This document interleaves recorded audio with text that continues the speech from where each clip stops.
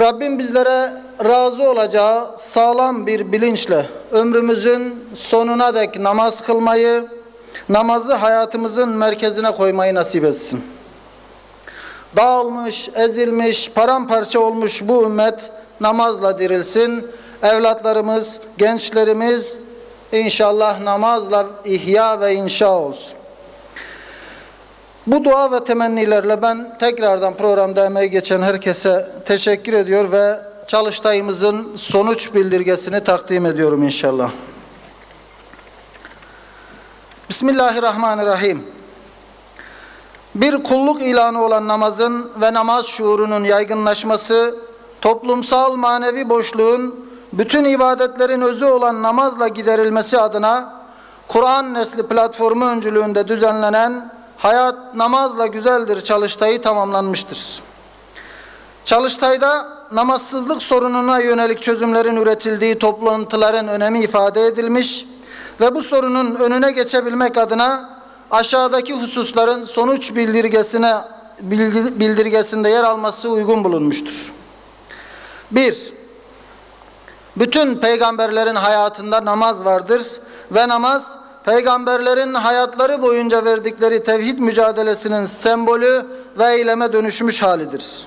Bütün peygamberler ümmetlerine tevhidden sonra ilk olarak namazı emretmişlerdir. 2. İnsanın yaratılış amacı ayet-i kerimenin de açıkça beyan ettiği üzere yüce yaratıcıya ibadet etmektir. Bu nedenle namaz kılmamanın ferdi ve toplumsal hiçbir mazereti yoktur. Şüphe yok ki ben Allah'ım, benden başka hiçbir ilah yoktur. O halde bana ibadet et ve beni anmak için namaz kıl. Taha suresi 14. 3. Toplumsal hastalıkların ve sorunların asıl kaynağı namazsızlık olduğu gibi hiç şüphesiz bu sorunların çözüm kaynağı da yine namazdır. Ey Muhammed!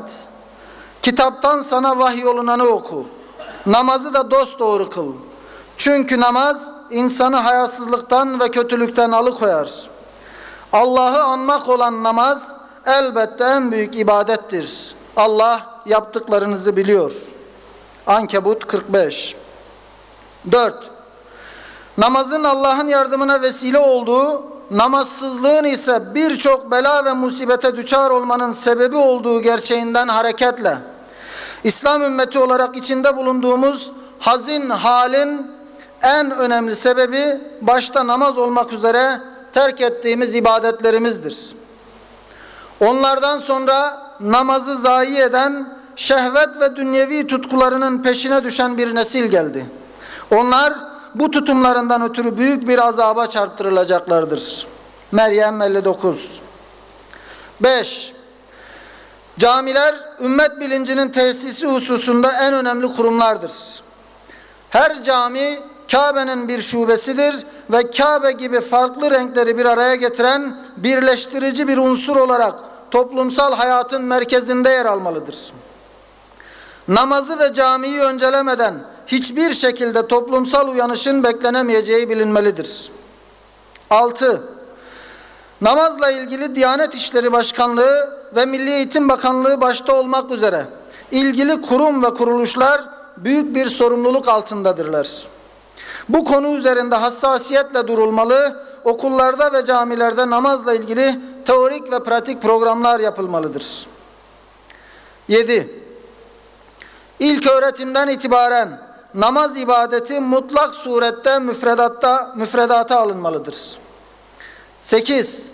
Namazla ilgili istatistiki veriler düşündürücüdür.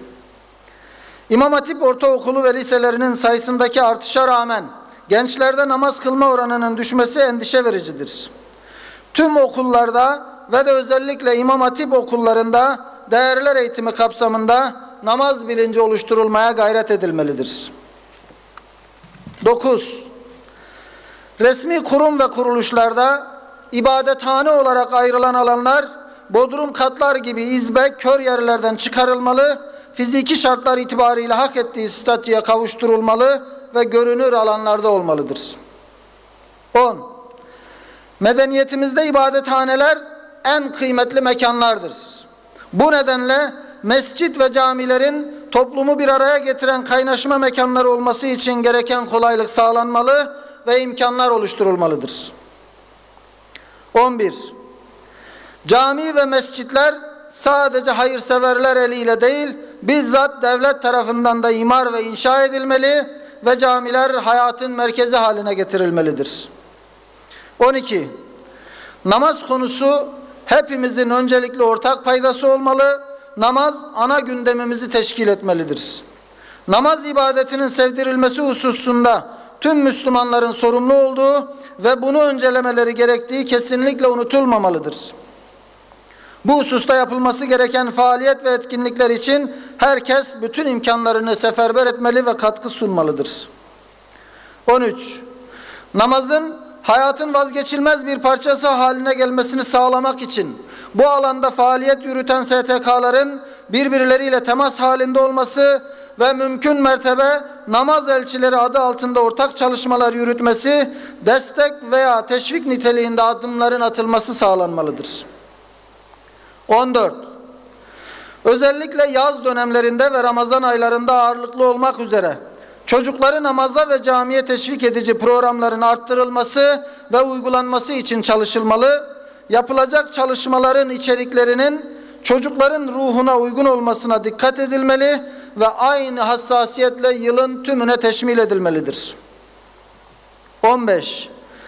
Neslin namazla olan bağlarının güçlendirilmesi için TV, radyo, gazete, site ve dergiler başta olmak üzere tüm medyada namazla ilgili gündem oluşturulmalı, görseller çoğaltılmalı ve kısa medya spotları hazırlanarak sosyal medya platformları üzerinden paylaşımlar yapılmalıdır.